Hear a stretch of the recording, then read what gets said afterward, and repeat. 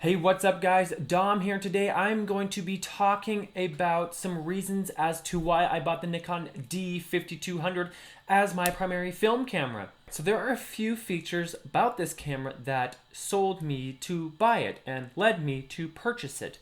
Now, the number one reason, of course, is because of that marvelous tilty, swivelly screen that helps you get the high angles and the low angles. It is so much better than a fixed screen such as the one that I used to have on the D7100, a D7000, and a D90. That was just hell to use, especially when you wanted to get low or get high. It was just a struggle. It was a lot of guess and check, but with the D5200, we can get it every time, up low, up high. You just swivel that screen around and you got it.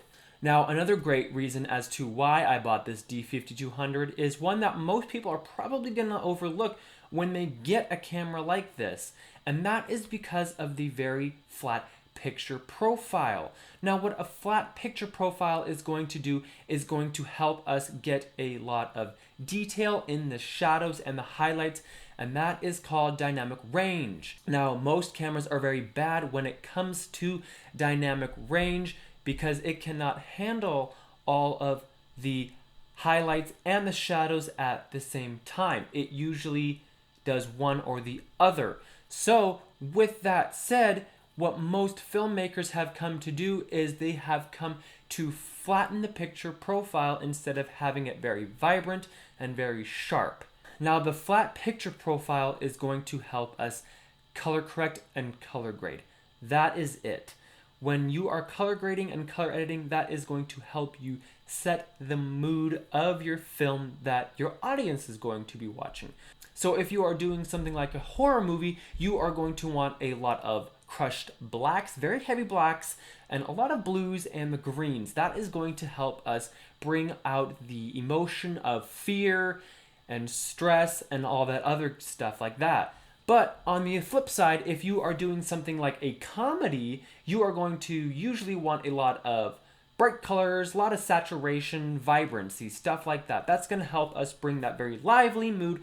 Everything is okay, everything is grand and wonderful. Another reason that I bought this camera was because of the sensor size. Now, the sensor size from this camera is a crop sensor, and that is okay because, most of the bigger cameras such as the Reds and the Aries and the Sony camcorders that you are going to see from bigger movie sets have about the same size, which is awesome actually. The sensor size from one of those cameras such as a Red and an Arri are what we call a Super 35. Now, Super 35 is in between a crop and a full frame. It's about that midway between those two, and the crop sensor is perfect.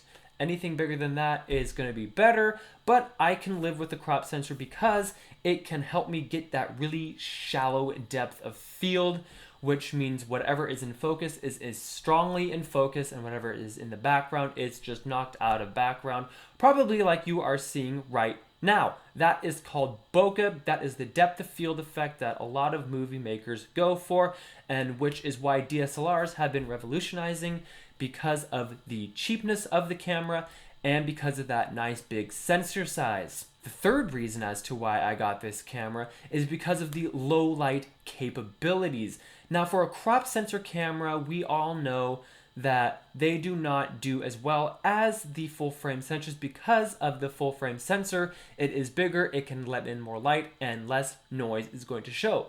But for this little crop sensor camera, it does very well. I have shot in 3200 ISO and 4000 ISO, and they were very well usable.